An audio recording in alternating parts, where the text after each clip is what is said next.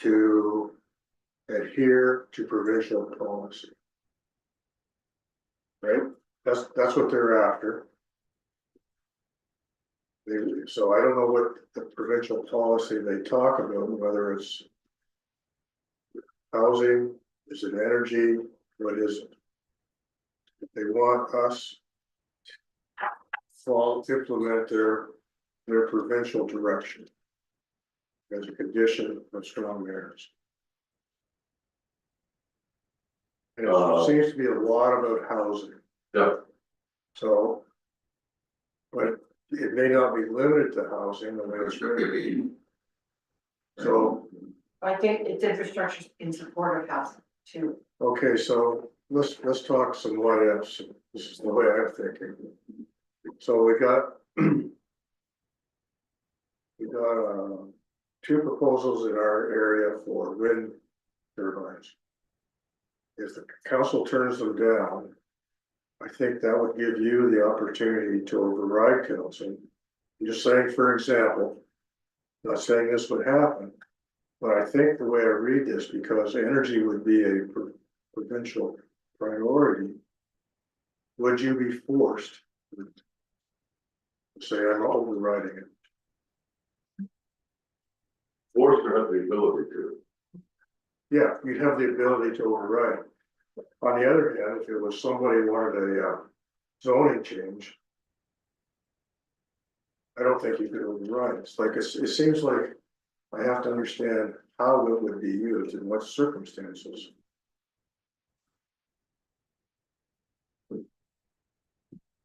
I think that's fair assessment.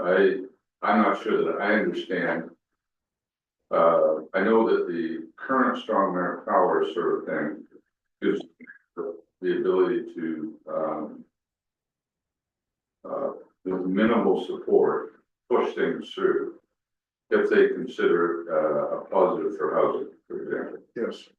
And on the other hand, it also says, in the Woodstock case for a second, we'll give you $5 million or whatever for infrastructure or whatever, if you build X number of houses. And like me, I doubt very much that the mayor of Woodstock or any of Woodstock council are going to build any houses.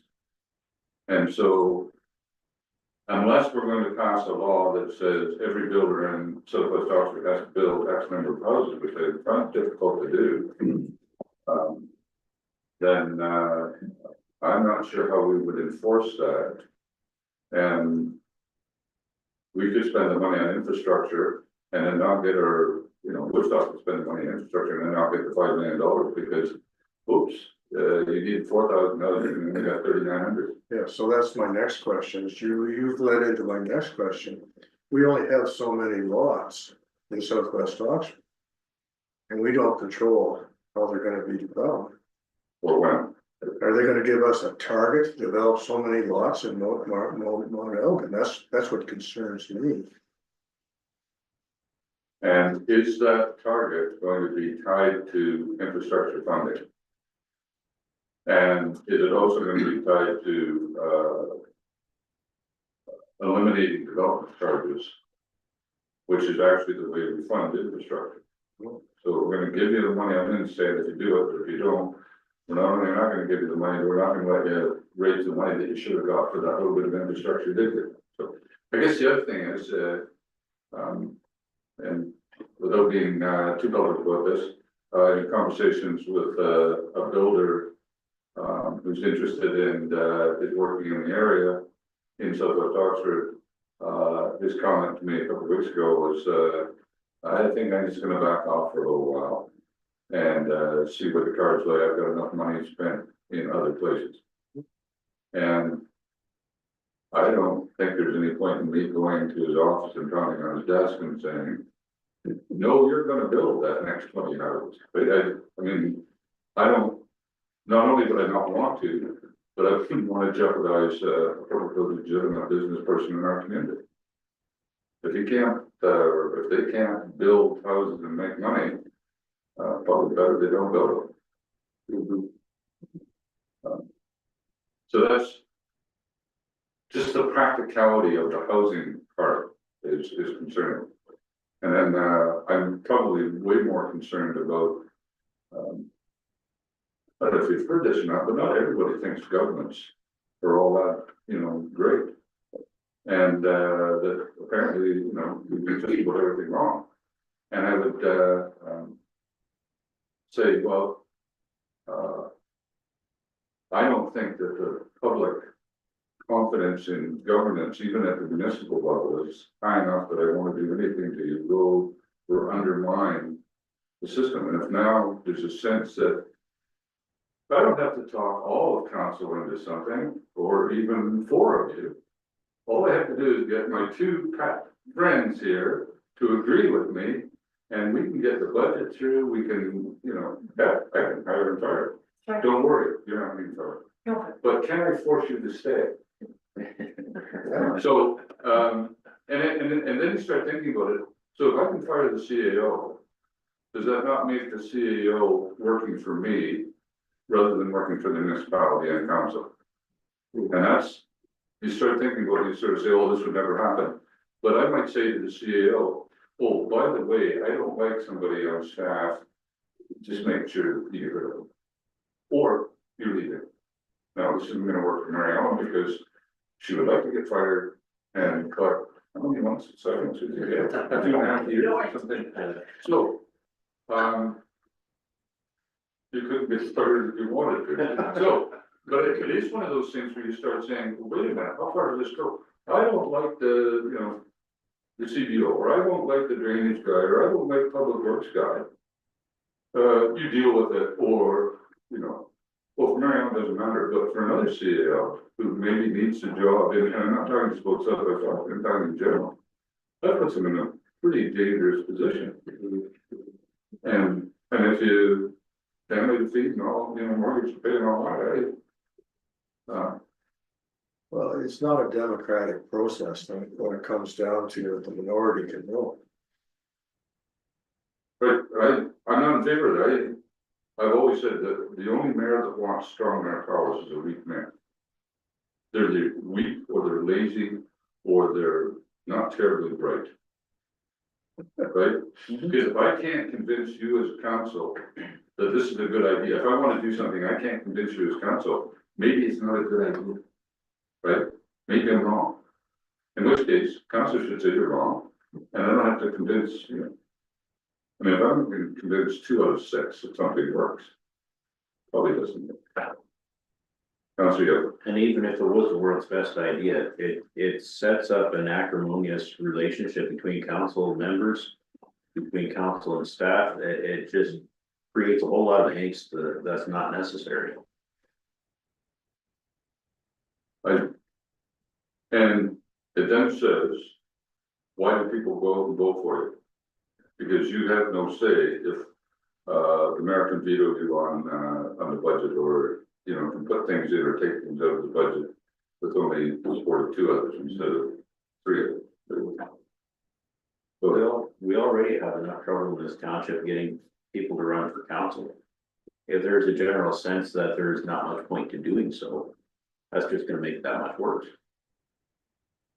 and anybody that would run because they want to be a strong mayor, probably is the person you want runs, right?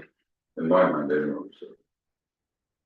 So I guess the reason I wanted this conversation is because there's a couple of questions that I don't think are clearly understood. One is, do we in fact, as of May 1st, have a housing target? Another one is, what is the impact on any financial commitment if you reject the idea?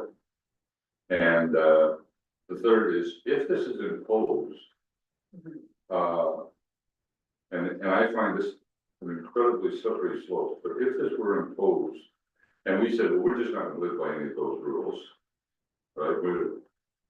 That's fine for right now, but in a year and a half, we're gonna have a different mayor, and the different mayor may have a different opinion. Right? Maybe one of you. And who wants to be the strong mayor. Anyway, so I'm wondering, how do we get those answers? Because part of me, as much as I would reject the idea outright, part of me questions, if we're gonna get cut $250,000 for example, on, funding from the government, or if we're simply not gonna be eligible for funding for some stream in the future. How much is my philosophical dislike for this worth to the taxpayers? Because if I say to them, I'm not gonna do that, and then all of a sudden we don't get a grant for $500,000, that costs the taxpayers something. I'm not sure they were well served, but on the other hand, I would say, how much is my soul worth to me? And $500,000 won't buy it. So that's kind of Councilor Gillis for that. I agree with your comments. It's just, like, I'm trying to understand why they're doing this, like, has nobody been going along with the priorities of the province in the past, so now they're trying to push their priorities along in a different way, or try to get them across to the municipalities differently than they have in the past. I thought if they had a priority and gave us money for that priority or a grant process, more people would take them up on it than saying no.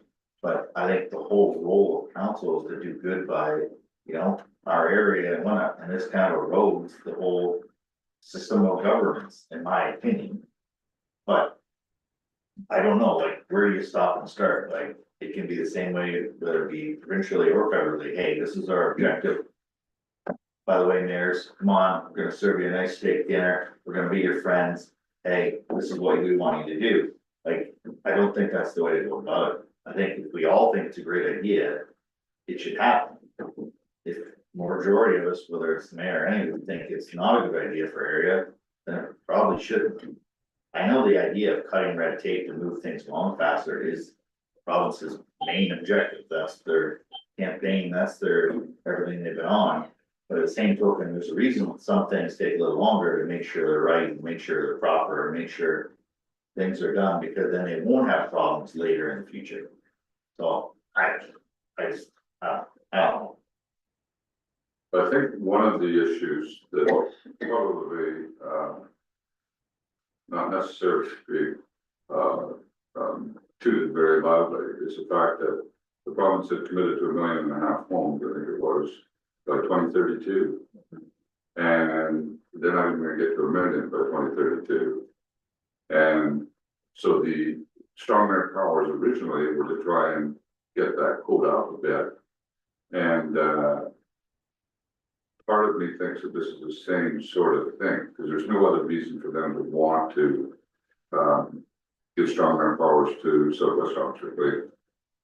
We're just nothing in its game. And so I'm wondering if some of that is, quite frankly, a simple example, I'm not going to pick on Woodstock, but if you give the mayor Strong Mayor powers and he commits to 5,000 homes or whatever, and only gets 4,000 billed, who's to blame? The province or the mayor who had Strong Mayor powers and should have been able to get that done? I can commit to 1 million homes in Southwest Oxford, but it's never going to happen. And so, the chances, 1,000 homes is never going to happen in Southwest Oxford. 500 homes isn't going to happen in Southwest Oxford by 2032, I don't think.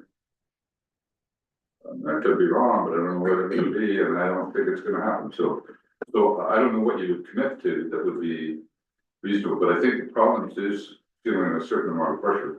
And now the feds are in the same boat. They're sort of talking, like all the parties are talking about, we're going to do more for housing. Well, the way to solve housing is not making strong mayors.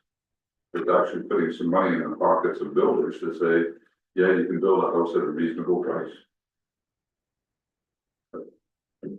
Go ahead, Councilor Gill. But to your point, if the object is pushing housing and pushing development, the city's boundaries are only so big, and it takes time to do boundary adjustments and stuff, and working with other neighboring municipalities. Like, is this a way to kind of speed up that process that, hey, if this mayor and this mayor agree, it's a done deal and we can start smashing houses on there and a little more? So then that comes into more problem about land loss to housing and development, and like, I think we should be looking at this a different way about, density and doing different things within the footprint of areas that we already have compared to just trying to, hey, just spread them, and just keep going. We need them, just keep spreading them out. So I didn't read anything about boundary adjustment, other than my understanding of it was that the mayor thought that an issue or the council direction, so to give you an example to follow yours. If the mayor thought that council was rejecting a land boundary adjustment with another municipality, was going to impact housing, that they could override it. And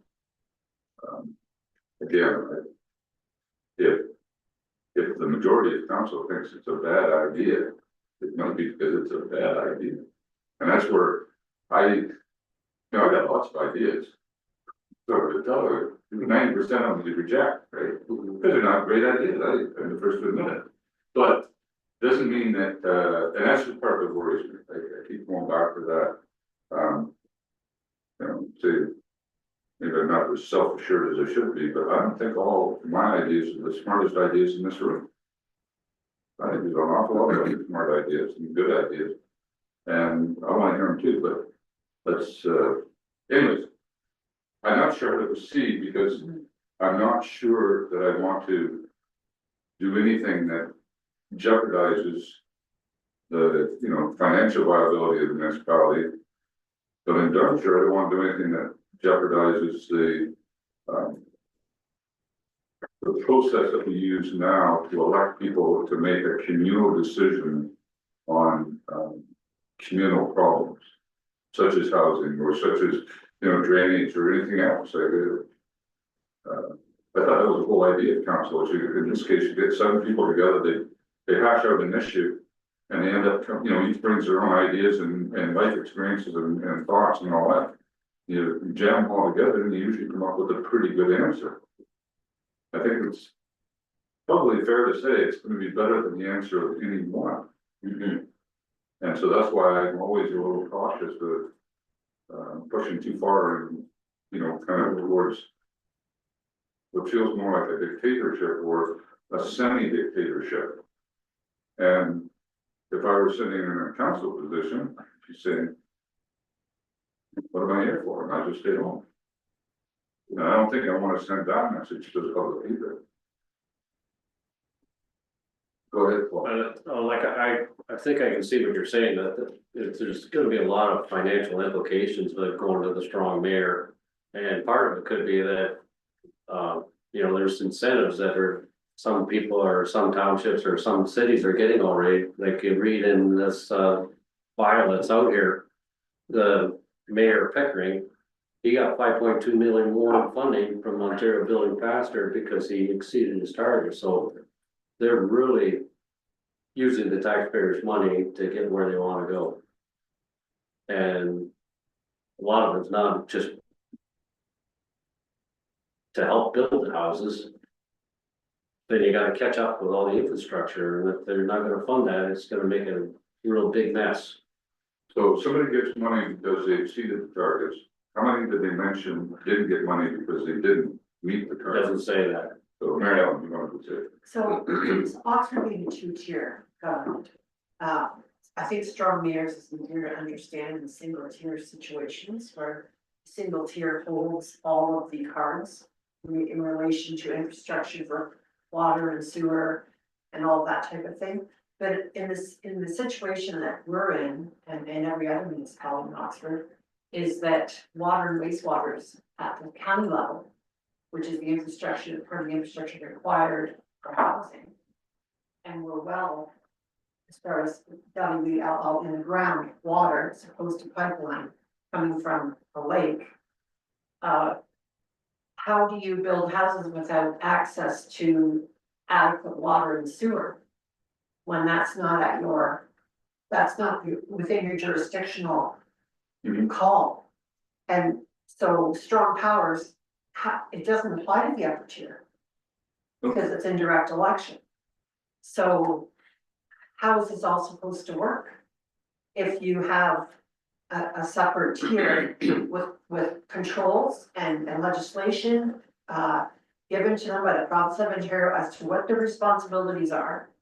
And then the lower tier is what they have, and in order to provide this, which is infrastructure and housing, it comes from both. So how do you balance that scale? How do you meet your target? Well, in Oxford's case, so 8 of the 10 county council members are mayors who, well, half of them will have Right. a little over half will have strong mayor powers. Or potentially, and therefore. Might actually be kind of interesting, because you could have half that aren't, like 3 mayors and 2 councillors that don't have strong mayor powers, and 5 that do. That could make it interesting, but theoretically, the strong mayors would want to push the infrastructure at the county further and harder and faster, right? So I'm less concerned about that. But I don't think that giving strong mayor powers is gonna build one house in Southwest Oxford. I don't think there's a builder in Southwest Oxford that could care less whether I have strong mayor powers or somebody else does in Southwest Oxford. They're not gonna build based on that, unless all of a sudden I'm standing there with a big check. Here's a couple $100,000 to build that house, and that isn't happening either. That's certainly not in any of this legislation, although they suggest that the funding for it. And maybe we won't get a quote at all, which I can't imagine why they give a quote, because I wouldn't agree to it. They're not gonna build that, unless it's 1 or something. I might be able to build 1 house, 32, but I'm not building any more. Councillor Gill. Just a thought, when I read this through, I was very surprised that the annual president commented the way that she did on that, considering there's a lot of municipalities within the province and a lot that are, A, not gonna have these powers, or B, are on the fence, or think it's a horrible idea as well.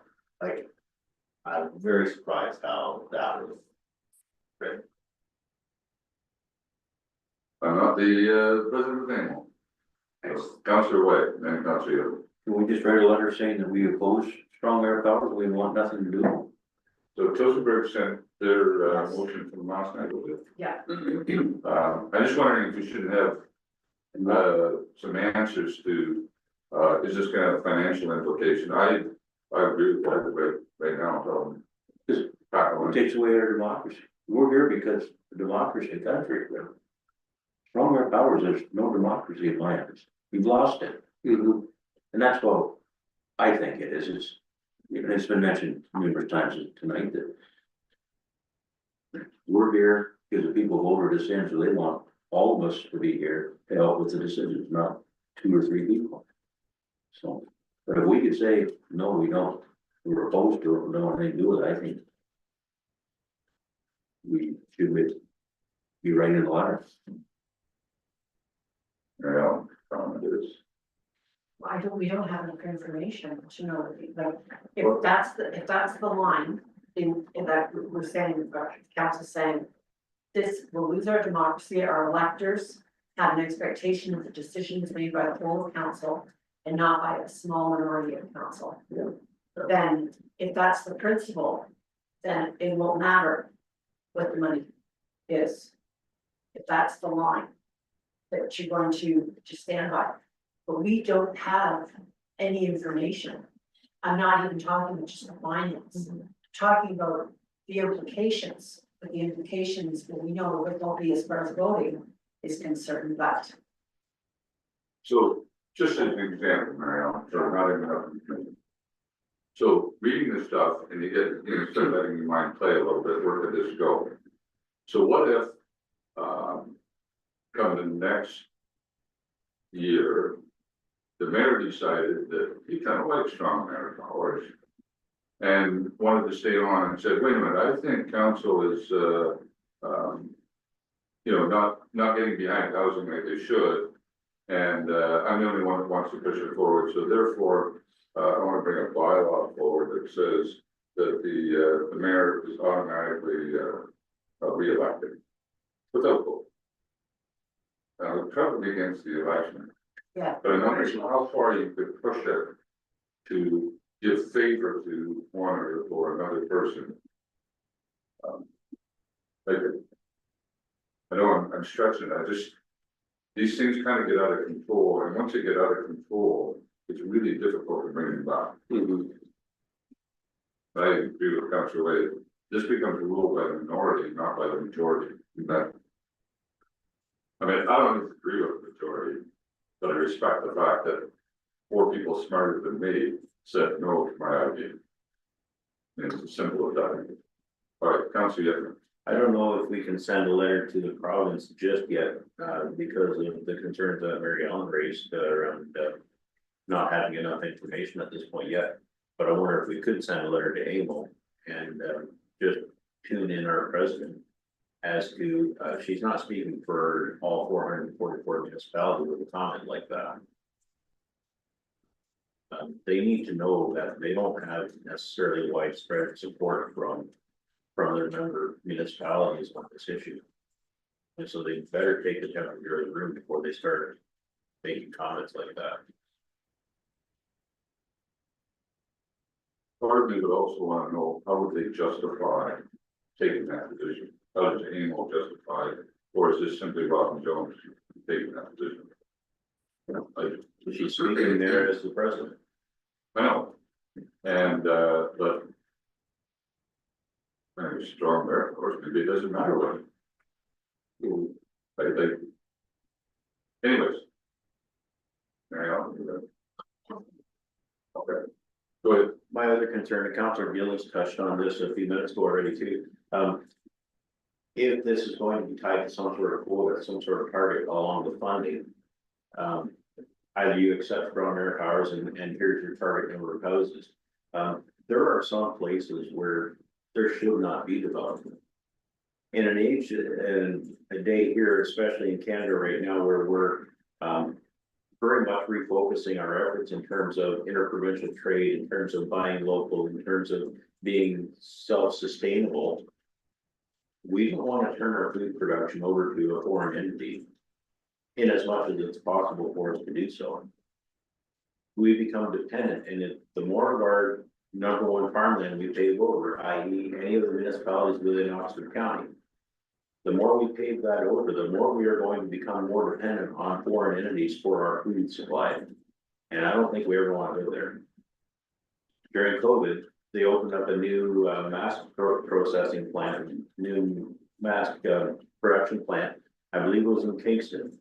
And the premier's comment at the time was, never again will we be dependent on a foreign power for our medical supplies. I would suggest that our food supply is a much more critical resource. And we are sitting on some of the world's best topsoil here. And in this county, especially in this township, the growth comes at the expense of food production. And so they better take a long-term look at where our land is less productive in the province and start focusing the housing there and leaving our highly productive farmland alone. Agree with that as well. So direction, suggestion, order to, AMO. And are you, and then at the next meeting, there'll be the, letter or the motion from Josenberg on our agenda. Which basically semi-rejects small or strong air powers. But, what's the part that, the question that government. Go ahead. But, Alderman, have any input into this? Would he be able to answer any questions? That's what I heard. Okay. Give him a call.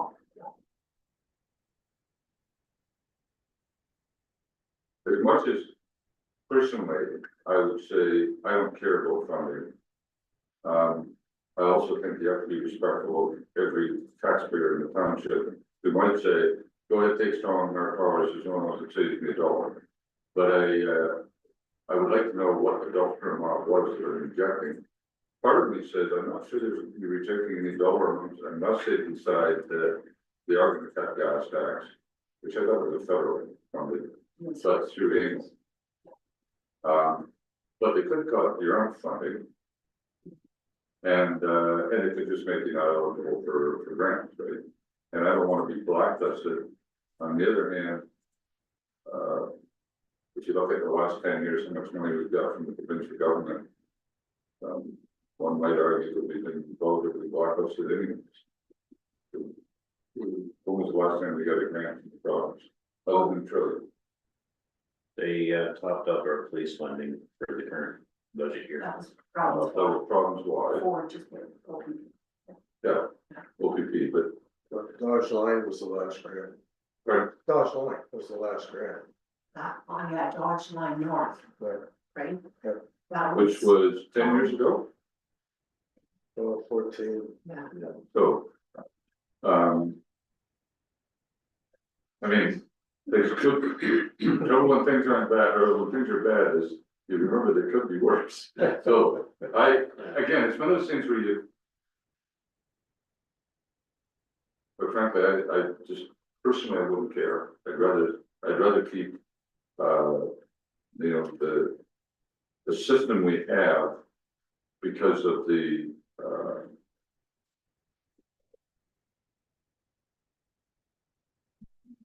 communal sort of effort to resolve issues and to solve problems through all of council talking rather than two or three getting their way, and sometimes it's right and sometimes it's wrong. Because I just think the product is so much better when we all contribute.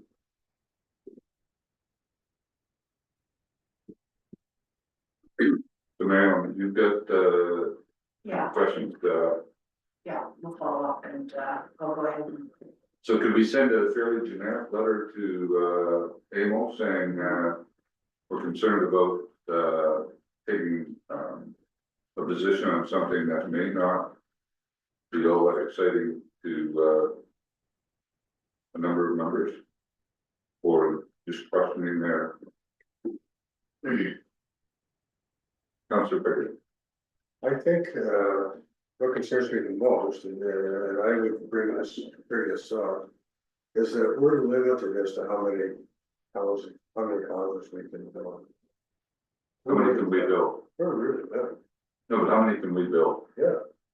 And that's, to me, Well, give me a number. How many can we build? Because I can tell you how many I can build. you know, the So building, are we going to go to the people that have subdivision or land and say, thou shalt build? no, we can't do that. Are we gonna take their land away if they don't build? Are we gonna take away their approvals if they don't build?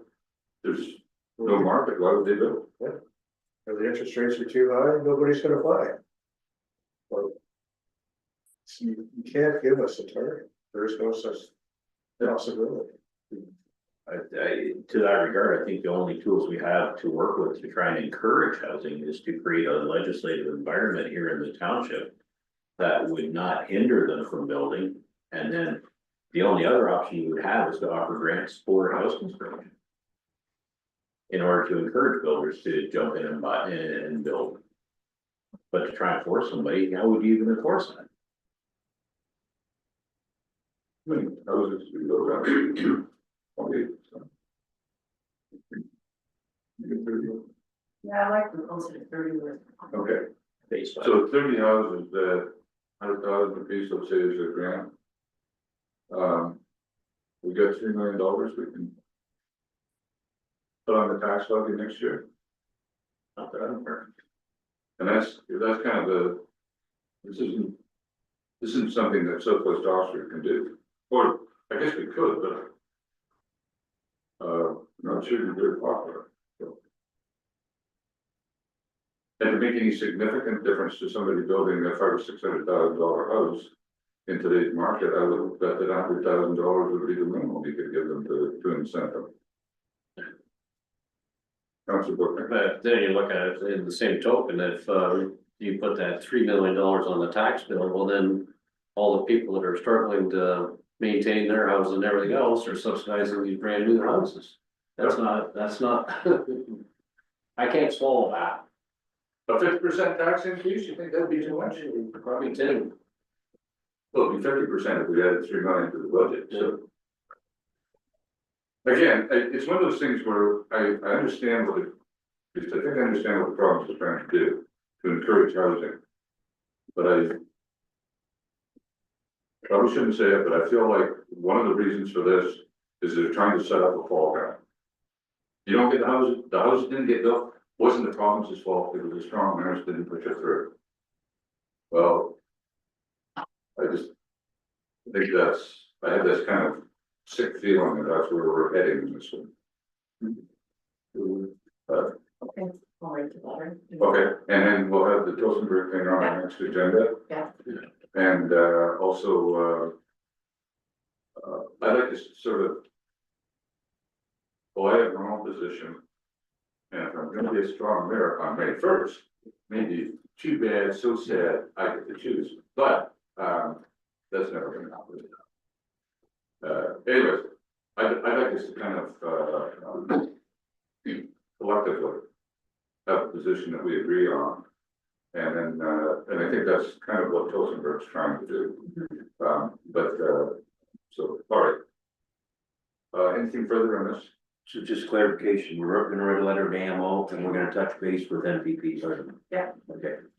But it's saying, but it's saying that, that was the president's comments himself, not necessarily comments directly from Maple, so we gotta kind of read that. Oh, I will.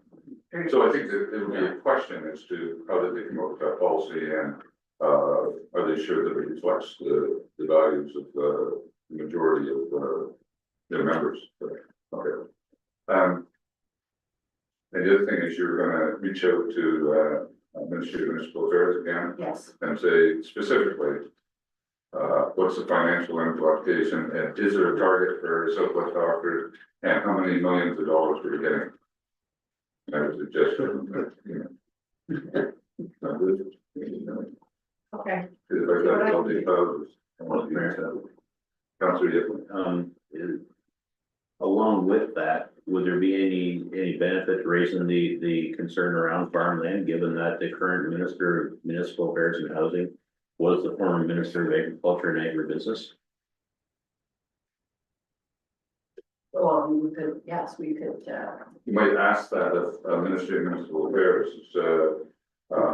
in a place like Southwest Oxford, if it's a housing target, where are we supposed to build these houses? And one answer would be tear down houses that we currently have and build apartments and save the footprint, but we don't have that much service land. right, Because the current minister is also the former chair and CAO or CEO of a major agricultural feed company. So his roots are in agriculture. Yeah. Well, Brought back, yeah, former chair of Master Feeds. okay. Anyways. We'll leave you to it. yeah. No, you're not fired. Okay, thank you very much for that conversation. I would like to see us continue. I'll need a motion. To. Okay, motion to write the letter moved by Yipna, second by Way. Any discussion? All those in favor? Opposed? That's carried. Thank you. Just a second. Trying to find discussion. The other one was, strategic planning. Oh, okay, Did you want Julie to do this at the next meeting? yeah, there was,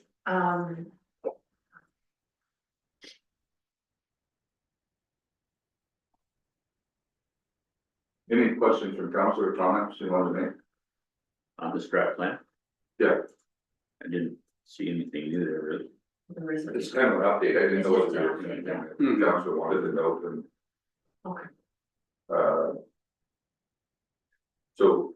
Did you or Julie want to bring it up at the next meeting? Because I didn't see any. No, it's just to provide a progress report. So you talk to her about this, that's pretty much Okay, all of us, so, all right, Yeah. and we'll leave her as it is, so. Then we need a motion then to receive the information. Moved by Gillis, second by Yipman, the strat plan. The first quarter 2015 strat plan update, be received the information. Any discussion? All those in favor? Opposed, that's carried. Accounts payable? Moved by Buchner, seconded by Way. Result of the following accounts be approved, for payment. Accounts payable. April 12, 2020. $729,444.32, and payroll to Sterling General, $57,206.86 for a grand total of $786,651.18. Any discussion? None, all those in favor? Opposed, that's carried. Consent agenda. The motion to receive the consent agenda items, is there anything you want taken out? And the mover will be Way and Gillis. Is there anything you want taken out? Councillor Pickard asked me about, could we have a more localized annual waste management on Southwest Oxford results? Yes, we're not included in this report. Yeah, we're in this report as a total, Yeah, but it isn't separated out, so I will, just for council's information, I'll ask County if we could have kind of a more localized result, because theoretically, they should know exactly how many tons came in, because our truck's the only one picking up our stuff other than individuals, and even that they keep track of, so. Councilor Pickard. My second question is, where does all the waste go that is transported out of the county? Other landfills. So is it's buried someplace Yeah. else? That kind of screws up the works, doesn't it? Yeah, well, we're shipping it to Michigan or London or wherever they can get rid of it, like a private contractor can take it wherever they want. Once they accept you put it in their truck. We can't control where it goes. Councilor Hickman. Well, I was just wondering whether that material was produced as, say, a periphery of the county, and it was just more expeditious to bring it to a neighboring facility rather than haul it back to Selkirk. Could be, but I suspect that one way or another, it has to do with dollars and cents. Whoever's picking it up, it's cheaper to go here, whether it's a lower tipping fee or, you know, they've got a bigger truck and can go a little further. Okay, anything else? Sorry, Councilor Brookner and then Councilor Yevon. Yeah, I just want to comment on number 4. I did attend that I Am Enough performance. It's all on mental health and all the stuff that's available. She did her performance of what she went through as an actress and the highs, the lows, and thinking it was normal until it got to the point where she was thinking of committing suicide, and then she finally reached out for help. And so it was a weekend of mental health, how you can get help, who you can get help from, and what you can do with your own personal health to stave off mental illness. And they're pushing more for just in the rural areas where it's harder to get that type of help. And so it was very well done. And she opened her soul, and she was born and raised in Oxford County. Yeah. Okay. Anything else? Councilor Yevon. I was just gonna comment on item number 2. I tried to read through this report, but it's written in so many acronyms that it's almost like a second language. And I question the science behind it as well. To me, it was pretty much a meaningless report. Good.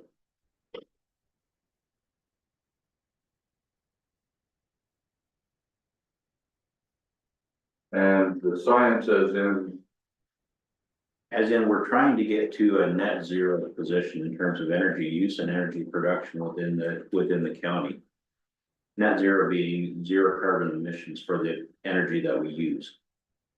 And I question whether that is actually a useful goal to have. I think if I was looking at how much carbon dioxide we're putting into the atmosphere as compared to what we're taking out. At some point, you gotta balance that somehow, and we're nowhere close to that.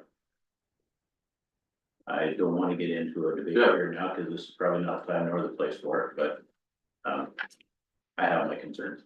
Yep, fair enough. Anything else? Okay, I will get the, waste management numbers for, Southwest Oxford over, yeah, motion to, move in second to Yeah. receive the consent agenda. Okay, all those in favor of receiving consent agenda, opposed, that's carried. And bylaws.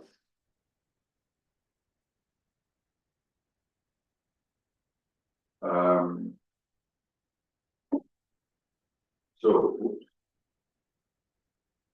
So this is where we need to move in a seconder for first and second reading, and then the third reads it. Yes. Okay. They will move by Booker, second, and the bylaw will say, and the reading will be. Resolved that the following bylaws be introduced and may be read first and second time. Bylaw number 28, 2025, being a bylaw to appoint persons to the Beachville Parks and Recreation Committee. Bylaw number 29, 2025, being a bylaw to appoint persons to the Durham Center Hall Board. Bylaw number 30, 2025, being a bylaw to appoint persons to the Beachville Cemetery Board. Bylaw number 31, 2025, being a bylaw to appoint persons to the West Oxford, Harris Street and Sweeper Cemetery Boards. And bylaw number 32, 2025, being a bylaw to appoint persons to the Brownsville Hall Board.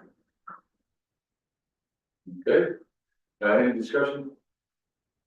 All those in favor? Opposed, that's carried, and third and final reading, moved by Patrick, second by Yetman. And the reading will be. Resolved that bylaws 28, 2025 to 32, 2025 inclusive be read a third time and finally passed. And that the mayor and clerk be authorized to sign the bylaws and affix the corporate seal. Any discussion? All those in favor?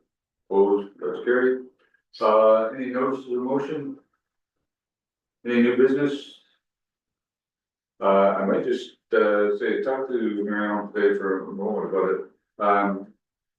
At the meeting we had about Henrietta Street in Beachville, there was a discussion about the Queen Street extension that is now owned by Zora. So we had reached out to Zora to ask them, at one point apparently it was owned by Southwest Oxford, and in 2005 it moved into Zora, which I suspect had something to do when the province converted all of the deeds in that to electronic form. I suspect that's what happened, and a whole lot of little things got changed there.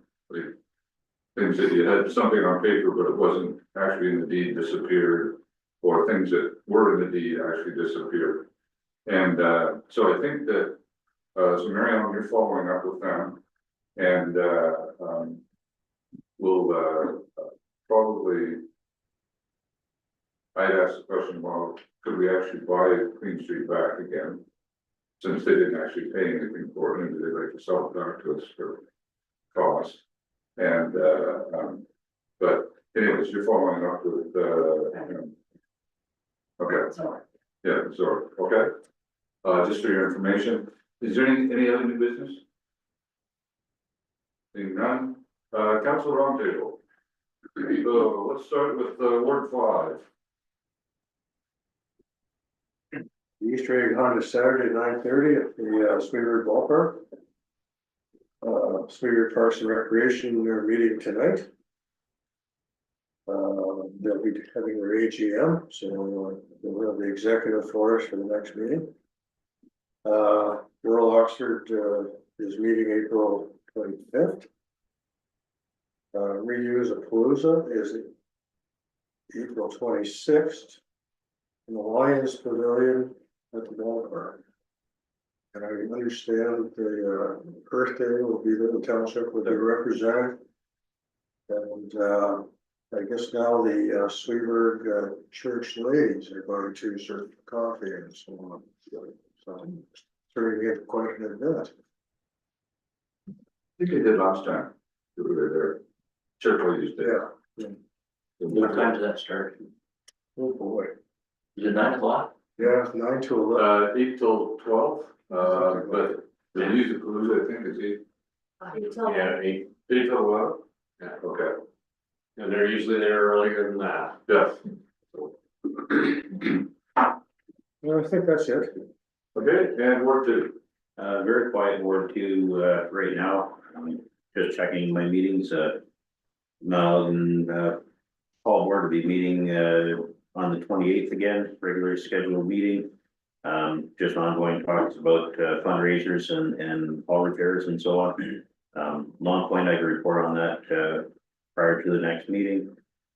Yeah, not a lot happening in Warfield right at the moment. Okay. Did we get 3 quotes for the Durham Center as well? Yes. We did, okay. And that's proceeding? It will be, yes. Okay. Okay, and Ward 6. Ward 6, there's lots going on, Ward 6, lots going on. Even tonight, there's lots going on. I spent a good 45 minutes with our drainage man tonight, addressing an issue in Beachville. So Daniel's working hard. And it's always, you know, when Daniel calls you to come visit him, you should have your rubber boots on. And I should have known better, but it's okay. So anyways, we did talk to a person that had a drainage issue, and apparently she's been trying to get a hold of somebody for a while with this issue, and finally got a hold of somebody, and she was so thankful that she actually got a hold of somebody. We didn't make her any false promises, but she was so thankful that she finally got a hold of some people that could actually do something to help her. So I felt it was worthwhile despite getting my feet wet.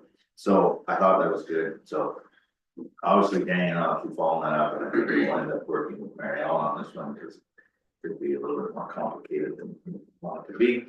And so we'll leave it at that. And moving forward, also the Easter egg hunt at the museum is this Saturday, noon to 2, rain or shine. So that's gonna happen. Friends of the fire department will be there as well. So that's gonna be great. And also another positive moment is I like to promote our committee. Our vice president of the Beachville Parks and Rec appendectomy on Friday. So was unable to come to the breakfast of the boards. But she still came to help bag eggs Monday night at the Bear's house. Chocolate high. Despite somebody's recommendation, maybe not. So like, if that isn't dedication of our volunteers, I don't know what is. So I'm very happy to be on that committee and working with people that are that dedicated. So I'll leave it at that. Dedicated or addicted to chocolate? Well, you know. In my case, I think I know. It could have been a comment, but I got.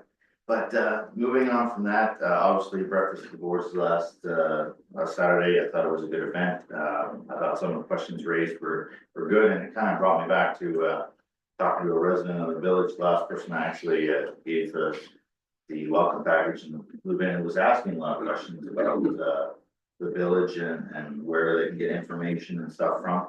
So I thought it was a worthwhile event, and they were very thankful about getting some stuff. So I want to relay that back to the engaged and informed committee of that, and maybe some of the stuff that was brought forward to that meeting about kind of maybe personalizing that a little bit to the actual area that the people are in, so they kind of know either the contacts or stuff that's going on there. I was able to kind of point a few things in the right direction, but obviously not everything. So I thought it's a worthwhile venture for us to keep carrying on or doing something like that, anyways, keep people informed, because I think there's a lot of misinformation out there. So if we can kind of curb that, I think we're doing good. And also, there's a couple other meetings, a couple different committees I'm on from the museum. I know with the ISSA programming, we finally gonna have a meeting next week to talk about building, renovating the barn and whatnot. So looking forward to next week. There you go, lots going on. Good, thank you very much. And Ward 1. Ward 1, it's fairly quiet down there. The engagement forum committee are gonna be cleaning Durham line from Ostrander Road up to Durham Center on the 29th of April. So anybody else from any of our council that wants to jump in and help out, would probably be acceptable. There's a meeting, private meeting for the wind power Cedar Flats project on April the 7th at Brownsville, or May the 7th at Brownsville, and then May the 8th in Nelhide. This is, private citizens that are concerned about the project going forward. And so anybody that would like to come down and sit in and hear the concerns, since it'll probably end up being a contentious issue. So hopefully we can, get the right, information out instead of just, fear mongering. So. And then the, Brownsville wide community, yard sale will be the first weekend in, or, first full weekend in June. And, the, craft sale and everything is, full of vendors already, and, so hopefully, we can raise a few funds.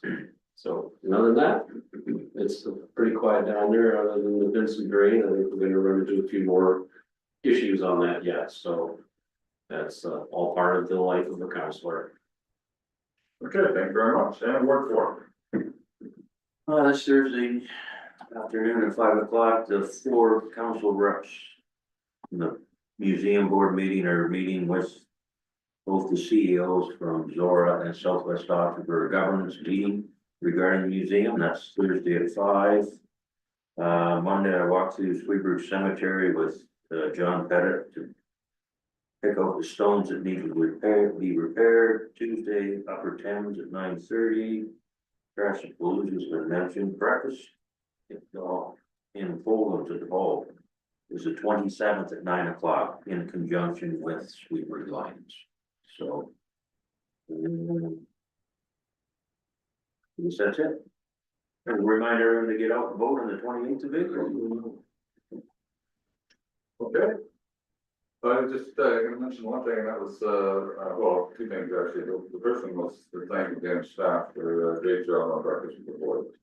Sometimes it's a little difficult to get them talking, but good working around.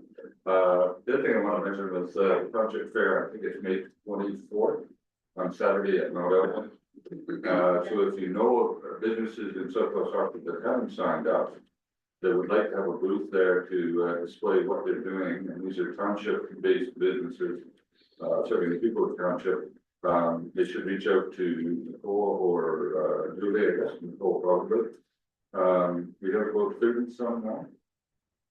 Yeah, around the ball. We got 35. And we'll be getting more room outside. Yep.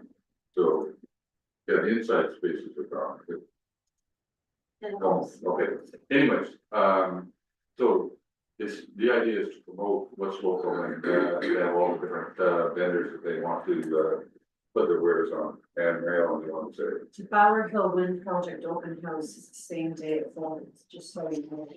So you're. If you know. We're having an information meeting tonight as well. We're gonna. The open house at one of the towers. It's 9 to 1, but the township fair is 12 till 3. Yeah. So, Yeah. So You it's can go to- $30 too. okay. And I think that was all I had. I didn't think anything else that needed to be brought up, so. So we'll move on to the confirmation of the law and moved by Buckner, second by Gillis, and the bylaw will read. Resolved that bylaw 33, 2025, being a bylaw to confirm the proceedings of council held Tuesday, April 15th, 2025. Be read first, second, and third time is currently dated April 2025, and further that the mayor and clerk are hereby authorized to sign the bylaw and fix the vote. Any discussion? All those in favor? Opposed? That's carried. And now motion to adjourn, moved by Gillis, second by Wade. The council adjourned at 8:29. Meet again on Tuesday, May 6th, 2025 at 9 AM. Any discussion? All those in favor? Opposed? That's carried. Councilor Gillis, I'm sorry.